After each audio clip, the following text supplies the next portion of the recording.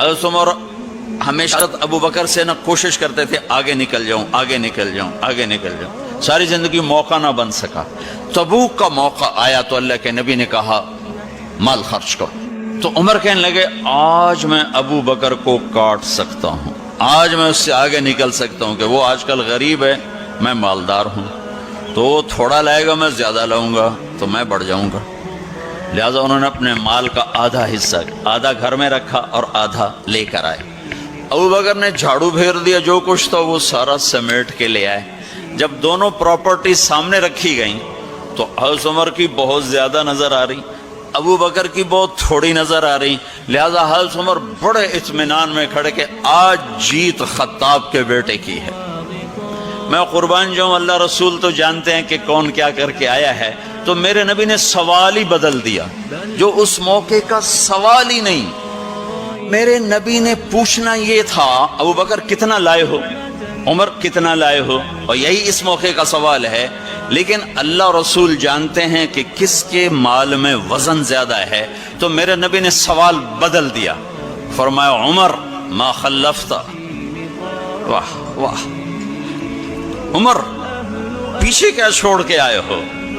تو حضرت عمر تو وہیں دھڑم ہو گیا کہ بابا میں گیا، سوال سے ہی وہ پتہ چل گیا بابا میری کلی اڑ گئی وکٹ۔ عمر ما خلفت یا ما ترکت لأہلک، یہ دونوں الفاظ ہیں، پیچھے گھر والوں کے لیے کیا چھوڑا؟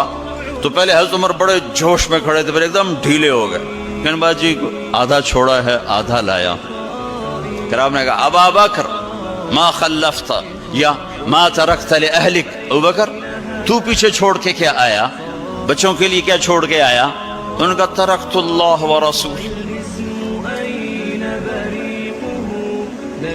میں تو اللہ اس کے رسول کو چھوڑ کے آیا ہوں، باقی سب کچھ لے آیا۔ تو اس پر عمر کہنے لگے ابو بکر میں نہیں تجھ سے آگے بڑھ سکتا، کوئی بھی تجھ سے آگے نہیں بڑھ سکتا۔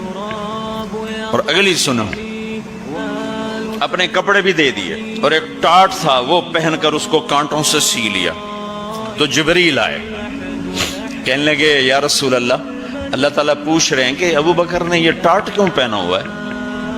تو آپ نے کہا کہ ابو بکر نے سارا کچھ اللہ اس کے رسول پہ لگا دیا ہے اس لیے یہ پہنا ہوا ہے۔ تو کہا یا رسول اللہ، اللہ تعالیٰ